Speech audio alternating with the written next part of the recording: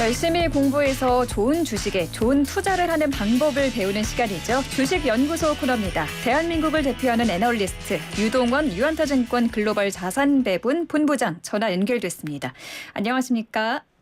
안녕하십니까? 네, 코스피가 2,450선을 되찾았지만 기업 실적 전망치는 하향을 했죠. 지금 코스피 흐름이 어떤가요? 네, 지금 코스피가 어느 정도 바닥을 다지고 반등을 하는 모습은 보여주고 있습니다. 2,400선이 훨씬 먼저 깨졌었고 2,300선도 살짝 건드렸었지만 지금 오늘 마감이 2,460포인트로 올라왔으니까 바닥 대비해서 제법 반등을 하는 모습이 이어지고 있습니다. 말씀하신 대로 기업 실적의 전망치가 하향이 되고 있지만 워낙 고점 대비해서 25% 이상 급락을 했던 시장이기 때문에 이런 실적 전망치가 하향이 되고 있지만 이미 벌써 선반영을 했다라는 개념이 만들어지면서 시장은 어느 정도 반등을 해주고 있는 모습 보여주고 있습니다. 근데 지금 시장이 이렇게 말씀하신 것처럼 너무 좀 불안하다 보니까 배당을 많이 주는 배당주에 아무래도 관심이 높아지고 있는 것 같은데요. 이 부분은 어떻게 보시는지요? 네, 이제 배당주라는 것은 아무래도 이제 우리나라는 분기 배당을 하는 기업들이 그렇게 많지 않아요. 결국 연말로 갈수록 배당에 대한 어떤 메리트, 강점이 나타나게 되죠. 그래서 지금 벌써 8월 달이고 연말로 가면 갈수록 배당주에 대한 관심은 확대가 될 수가 있습니다. 네. 우리나라의 지금 배당 성향 자체가 전 세계 시장보다는 상당히 낮은 편에 있습니다. 20%대 중반 정도 배당 성향이거든요. 글로벌 평균이 거의 한 40% 정도 되니까 네. 낮지만 그래도 어쨌든 연말로 가게 되면은 배당 수익률이 상당히 높게 나올 수 있는 가능성이 있죠. 현재 저희 계산상으로는 한 2%대 중반 정도 나오거든요. 그래서 충분히 관심은 늘어날 수가 있습니다. 그렇지만 여전히 이 배당을 받고 나면은 또 다시 파는 그런 현상들이 일어날 수도 있기 때문에 네. 배당만 놓고 투자를 하기에는 사실 적절하다고 보여지지 않고요. 그 이유는 지금 현재의 한국의 10년 국채 금리가 현재 배당 수익률보다 훨씬 높은 상황이기 때문에 그렇습니다. 따라서 배당주를 골라내는 것도 지금 현재의 한국 10년 국채 금리보다 훨씬 높은 배당 수익률을 가져다주는 그런 종목 선별이 상당히 중요한 것 같다 보입니다. 지금 글로벌 인플레이션이 지금 연일 뉴스에 나오고 있는데 이런 좀 대외 악재에도 베어마켓 랠리를 이어가던 코스피 상승세가 주춤하면서 다시 좀 단기 조정 국면에 들어갈 거란 관측이 나오고 있는데 본부장님도 같은 생각이실까요? 지금 아직 정답을 내기가 참 어려운 그런 환경이긴 합니다. 베어마켓 랠리라고 얘기를 하는 것은 보통 이제 대세 하락장이 이어지는 가운데서 일시적인 반등이고 그 이후에 또 더 급락을 해서 전 저점을 뚫고 내려가는 시장이 나오는 것을 말을 하죠. 지금 한국 시장 같은 경우에는 벌써 1년 이상의 하락장이 나왔었고요. 네. 미국 증시를 놓고 보면은 한 6개월 내지 7개월 정도의 하락장이 나왔습니다. 미국 증시를 놓고 보면은 여기서 올라갔다가 또 다시 하락을 하게 돼서 보통 베어마켓 그러니까 안 좋은 시장이 길게 이어지면은 1년 이상 이어질 수가 있어요. 네. 그렇기 때문에 여기서 올라온 것에 매도를 해야 되느냐 하는 그런 걱정을 할 수가 있겠고요. 하지만 우리의 판단은 미국 증시가 지금 대세 하락장이 시작되었다라고 판단하기보다는 일시적인 조정이 지나고 나서 다시 반등을 하는데 그 반등 폭이 전 고점까지 올라가지는 못한다 하더라도 네. 내년 초까지는 계속 상승세가 이어질 수 있을 것이다라고 예측을 하고 있습니다. 만약 그렇다면 한국 증시도 벌써 조정을 받은 게 1년이 넘었고요. 여기서 미국 증시가 돌아서는 모습을 보여주면 한국 증시도 다시 좀 탄력을 받으면서 최소한 이 저평가되어 있는 부분만큼은 회복을 할 수 있다고 생각합니다. 우리가 분석하고 있는 코스피의 적정 가치가 2,700 정도 수준으로 보고 있어서 2,700 이하로 떨어졌던 부분들은 저평가 구간이다라고 판단합니다. 그래서 지금 현재 2,460 정도 되지만 향후 2,600까지는 충분히 상승할 수 있는 그런 힘을 가지고 있는 게 아닌가라고 판단하고 있고요. 물론 신중론으로 가자면 전체적인 글로벌 경기가 아주 안 좋아져서 이익이 크게 깨지는 현상이 앞으로 나오고 이에 따라서 더 추가적인 하락장이 나올 수가 있다라는 건데 그 가능성은 저희가 지금 분석하기로는 그렇게 크지는 않다라고 판단하고 있습니다. 지금 2460선까지 올라왔는데 2600까지는 무난히 올라올 것이다. 이렇게 전망을 하시는 거죠? 네. 근데 지난달 지난달 말에 뉴욕 증시를 보면 그야말로 빅 이벤트가 참 많았잖아요.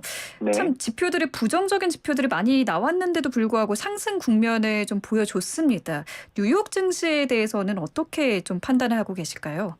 네, 저희가 사실 미국 증시, 글로벌 증시를 훨씬 더 자세하게 들여다보고 있기 때문에 네. 이 부분에 있어서 말씀을 드리자면 지금 미국 증시가 지난 7월 달 한 달만 놓고 보면 S&P가 거의 9% 그리고 나스닥이 12%나 급등을 하는 모습을 보여줬었어요.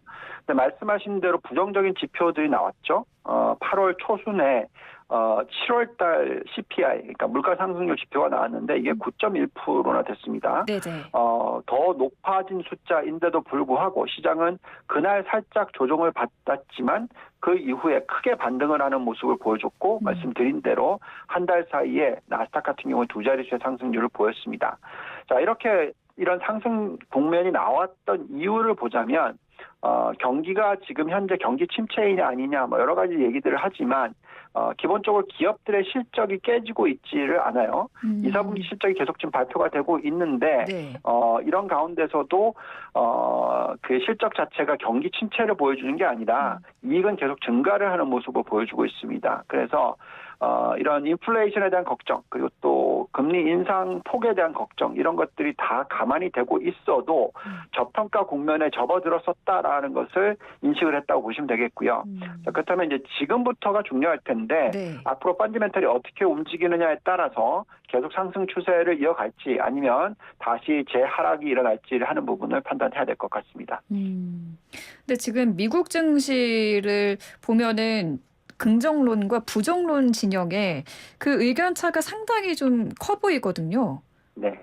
교수님은 어떻게 보세요?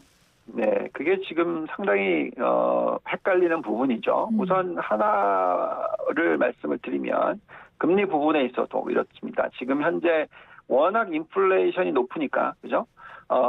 금리를 빨리 올려야 된다라는 측이 있고 그다음에 또 한 측은 인플레이션은 이미 꺾였고 앞으로 빠르게 하락을 할 거고 반면에 지금 경기 둔화가 빠르게 일어나고 있기 때문에 경기 침체를 막기 위해서는 금리를 올리면 안 된다 이런 식으로 가는 거죠. 그래서 네네. 너무 의견이 상반된 의견에 극명한 의견차가 나오고 있는 것이고요. 또한 경기 침체냐 아니냐 하는 부분에 있어서도 지금 1, 4분기, 2, 4분기가 실질 경제 성장률이 마이너스가 나왔기 때문에 이미 테크니컬한 기술적 경기 침체다라고 얘기를 하고 있어요. 그렇기 때문에 그 부분을 감안하면은 지금 시장이 부정적으로 봐야 되는 거 아니냐 이렇게 얘기를 하는 거고요. 네. 그렇지만 그 부분이 인플레이션 때문에 나타난 착시 효과다. 그리고 앞으로 경기 침체가 일어나는 것이 그 타이밍상으로는 내년 말쯤 돼야지 일어나는 게 아니냐 이런 의견도 같이 있는 겁니다. 그래서 결국은 이 시장에 대한 긍정론과 부정론이 같이 극명한 의견 차를 보이고 있는 것이 거기에 나오는 거고요. 네. 여기에 대한 정확한 정답을 내리자면 결국 앞으로 금리를 얼마나 빨리 올릴 것이냐 첫째, 둘째는 얼마나 빨리 경기 침체가 올 것이냐 이 두 가지를 놓고 판단하시면 될 것 같은데 네. 적어도 저희가 판단하기에는 내년 초까지는 그렇게 걱정하실 필요는 없을 것 같다라고 생각이 듭니다. 경기 침체가 오지 않을 걸로 보시는 건가요? 오겠죠. 그렇지만 당장 오지는 않는다라는 겁니다. 내년 초까지는 그다지 상황이 크게 나빠지진 않을 걸로 보신 것 같습니다. 근데 사실 시장에 이렇게 물가에 대해서 낙관하는 분위기도 있는데 여기에는 지금 연준의 발표가 한 몫을 한 것 같거든요. 지난 FOMC에서도 연준 의장이 금리 인상 속도 조절에 대해서도 발언을 했는데 이 좀 가이던스를 좀 믿어도 되는 건지 생각이 들거든요. 네. 사실 어제는 또 금리가 올랐어요. 그러면서 그 FOMC의 의원들 중에서 발언을 좀 세게 해서 매파적인 발언을 했기 때문에 금리가 올라갔습니다. 그래서 지금 시장이 계속적으로 정확하게 방향성을 못 찾고 있는 이유가 여기에 있는 겁니다. 작년으로 되돌아가서 네. FOMC 페드가 얘기를 했던 것은 작년 9월 달만 하더라도 금리를 올해 안 올린다고 얘기를 했어요. 그랬는데 작년 11월부터 완전히 말을 바꿨고 그리고 또 금리를 올리는 속도가 매 미팅마다 0.25% 정도만 올리면 된다라고 얘기를 해서 연간 단위로 2% 정도만 올리면 되는 걸로 생각을 했는데 그게 아니라 이번에 3월부터 금리를 올리기 시작해서 지난 4번에 걸쳐서 그 올리는 속도가 점점 빨라졌습니다. 처음에는 안 올리다가 0.25, 0.25에서 0.5, 0.5에서 0.75, 또 0.75 이런 식으로 급격하게 금리를 올리는 것이 나타났었죠. 그래서 네. 이걸 보고 있으면은 연준을 믿을 수 있냐? 뭐 연준이 도대체 뭐라고 얘기하는지 어떻게 믿냐? 이렇게 지금 걱정을 합니다. 그렇지만 지금 현재 시점에서 와서는 이제는 금리 인상 속도를 조절을 한다라는 게 맞겠고요. 왜냐하면 지금 10년 장기 금리와 단기 금리의 역전이 일어났습니다. 그렇기 네. 때문에 이게 계속 유지가 돼 버리면 우리가 흔히 얘기하는 경기 침체가 오게 됩니다. 그 오는 시기가 1년 반 안에는 오게 되거든요. 그렇기 때문에 지금 현재 시점에서는 오히려 장기 금리가 좀 올라가지고 단기 금리는 덜 올라가고 이러면서 이 장단기 금리 차가 다시 플러스 전환을 해야 되는 그런 환경입니다. 그래서 저희는 금리 인상 속도는 당연히 조절할 거라고 생각하고요. 반면에 또 양적 완화를 조절을 해서 오히려 금리를 지금 현재 2.7%, 2.6% 이 수준보다는 더 높은 숫자, 즉 한 3%에서 3.5% 사이까지는 10년 국채 금리를 올리는 그런 환경이 만들어질 거다라고 예측을 하고 있고요. 네. 따라서 미 연준의 얘기보다는 기본적으로 시장의 어떤 현재의 펀드멘탈을 보면서 증시를 들여다보는 게 중요하다고 말씀을 드리겠습니다. 알겠습니다. 이렇게 경제 지표들이 뭐 소비자 물가 지수도 그렇고 참 우려스러운 상황이었지만 빅테크는 실적이 좀 괜찮게 나왔었죠? 네, 뭐 저희가 계속 말씀을 드립니다만 우리나라도 그렇고요. 미국도 마찬가지고 실적은 좋게 나오고 있습니다. 계속해서. 그게 참 신기하더라고요. 네, 시장은 이미 경기 침체를 반영을 하고 앞으로 실적이 굉장히 안 좋아질 것이다라는 걸 반영을 한 주가의 흐름을 지난 반년 동안 보였다라고 보시면 됩니다. 반면에 실질적인 실적 1, 4분기 실적과 2, 4분기 실적의 발표 내용을 보고 있으면 네. 상당히 괜찮은 실적들이 나오고 있어요. 실질적으로 이익 증가율이 플러스이고요. 또 매출 증가율은 두 자릿수의 증가율을 보여주고 있습니다. 그렇기 때문에 대형 기술주라든지 대부분의 매출 증가율이 높은 기업들의 경우에 실적이 깨지지 않고 있어서 이런 모습이 계속 이어진다면 시장은 하락보다는 오히려 상승 추세에 더 있을 거다라고 생각이 듭니다. 이 이야기도 좀 해볼게요. 애플이 55억 달러의 채권을 발행했다고 하는데 이거는 어떤 이야기인가요? 네, 뭐 기본적으로 애플이라는 기업은 워낙 그 현금 흐름이 좋은 기업이고요. 여기에 자사주 매입과 배당금을 항상 확대를 하는 모습을 보여줍니다. 그 무슨 얘기냐? 네. 부채 비율이 너무 많이 떨어져 있어요. 예, 그래서 오히려 자사주 매입을 해서 배당금을 내면은 자기 자본의 규모가 늘어나는 폭을 줄이고요. 반면에 채권을 너무 많이 지금 상환을 해놨기 때문에 채권을 발행을 해서 여기에 따라서 어떤 이 주주 가치 극대화를 시키는 겁니다. 우리가 보통 적정 가치를 구할 때 weighted average capital cost라는 걸 정하거든요. WAC이라고 하는데 이게 뭐냐면 이 채권에 대한 평균 금리와 또 이 주식 자본에 대한 비용을 평산으로 만들어서 계산을 합니다. 근데 지금 현재 같은 경우에는 원래 우리가 그 자본에 대한 비용이 훨씬 더 높아요. 채권 금리보다도. 그렇기 때문에 너무 채권을 많이 줄이는 것보다는 네. 오히려 자사주 매입과 배당금을 확대를 해서 자기 자본 규모의 늘어남을 속도를 더디게 만드는 것이 더 중요할 수가 있습니다. 그것이 주주 가치의 극대화인 것이죠. 그래서 지금처럼 이렇게 애플이 해준다라는 것은 그만큼 주가 부양 효과가 당연히 나타나고요. 이것을 감안했었을 때 배당 수익률 플러스 자기 자본, 그러니까 자사주 매입에 또 이 상각을 하는 그런 걸까지 감안했었을 때 결국 애플 같은 경우에는 지금 현재 10년 국채금리보다 훨씬 높은 수준의 이 주주가치 환원을 합니다. 그렇기 때문에 주가에 당연히 부양 효과가 나타나고요. 네. 이런 모습은 지금 상당히 많은 기업들에 나타나고 있다라고 말씀드리겠습니다. 그렇군요. 실제로 정말 주가 부양 효과가 나타날지 계속 지켜봐야겠고요. 펠로시 미국 하원 의장이 대만을 찾았는데 지금 미중 갈등이 정말 최고조에 달했다고 하죠. 어제는 중화권 증시가 일제히 급락을 했는데 이 부분에 대한 말씀도 좀 해주시면 좋을 것 같아요. 네. 참 요즘은 정치적인 요소 때문에 시장의 변동성을 야기하는 케이스가 많이 일어납니다. 네. 과거에 트럼프 대통령이 그런 영향력을 미쳤다면 요번에는 뭐 펠로시 미국의 제3인자라고 얘기까지도 하죠. 네. 하원 의장이니까요. 25년 만에 방문을 했고 이런 모습이 중국한테는 굉장히 위협적인 모습이 됩니다. 그래서 중국도 당연히 반응을 세게 나올 것이고요. 뉴욕타임즈에 나온 이 언론 기사로 보고 있으면 펠로시 하원 의장이 대만을 방문할 만한 그런 어떤 명분이 없다라고 얘기까지 합니다. 그래서 요즘에는 좀 센 정치인들이 시장을 많이 영향을 미쳐요. 그렇지만 실질적으로 뭐 이게 제3차 세계대전까지 이어진다 뭐 이런 리스크까지도 많이 얘기하는데 네. 그럴 가능성은 낮겠고 반면에 미국의 입장에서는 러시아와 중국 둘 다를 적으로 돌리는 케이스를 만들어낼 수도 있기 때문에 조심해야 됩니다. 그래서 그만큼 지금 현재 시점에서는 지정학적 리스크가 시장에 영향을 미치고 있다고 생각을 합니다. 네. 하지만 장기적으로 얘기를 할 때는 우리는 보통 지정학적 리스크 때문에 시장이 하락을 한다면 이는 장기적인 관점에서는 항상 좋은 투자 기회다라는 것은 생각하셔야 될 것 같습니다.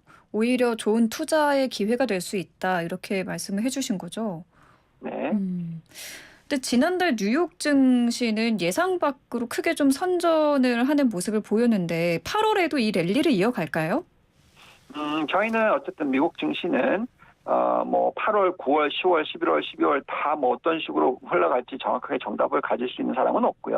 그렇죠. 그렇게 보지는 않고 네. 어쨌든 내년 초반까지는 지수가 추가적인 상승을 할 수 있을 것이다라고 예측을 하고 있는데 S&P 기준으로는 지금 4,100포인트 수준이거든요.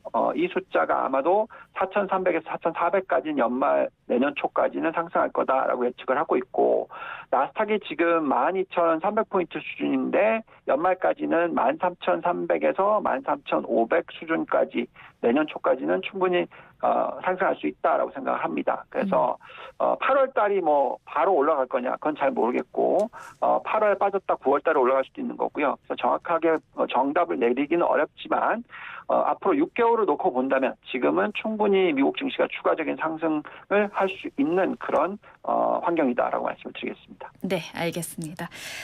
마지막으로 우리 증시 상황도 좀 살펴볼게요. 오늘은 어떻게 마감이 됐나요? 네, 오늘 증시를 보면은 코스피가 0.89% 상승을 했고요. 코스닥도 1.37% 상승을 했습니다. 많은 분들이 지금 펠로시의 행보 때문에 시장이 크게 뭐 부러지는 게 아니냐 걱정을 했는데 미국 증시도 잘 버텼고요. 우리나라 시장은 오히려 플러스 효과를 나타내고 있습니다. 업종별로는 뭐 여러 가지 주도주는 정확하게 지금 만들어지지 않고 있어요. 그래서 어떤 종목들이 앞으로 계속 올라갈 거냐 이런 것은 판단하기는 어렵고요. 네. 반면에 중요한 부분은 어쨌든 실적이 가장 중요합니다. 변동성은 있다 하더라도 실적이 좋은 기업들이고 앞으로 계속해서 이익이 증가할 기업들에 대한 투자를 해놓으신다면 이런 변동성 장을 잘 버티실 수가 있고요. 그런 대표적인 기업들이 무엇이 있느냐라고 봤을 때 저희는 여전히 반도체 업종 또는 전기차 업종 신재생 에너지 업종 등이 있다라고 판단하고 있고 적절하게 좋은 종목을 골라서 투자를 하신다면 연말까지 좋은 수익을 올리지 않을까라는 기대를 가져봅니다. 네, 반도체, 신재생 에너지, 전기차 업종 추천해 주셨습니다. 오늘 말씀 여기까지 듣겠습니다. 감사합니다. 네, 지금까지 유동환 유한타증권 글로벌 자산배분 본부장과 함께했습니다.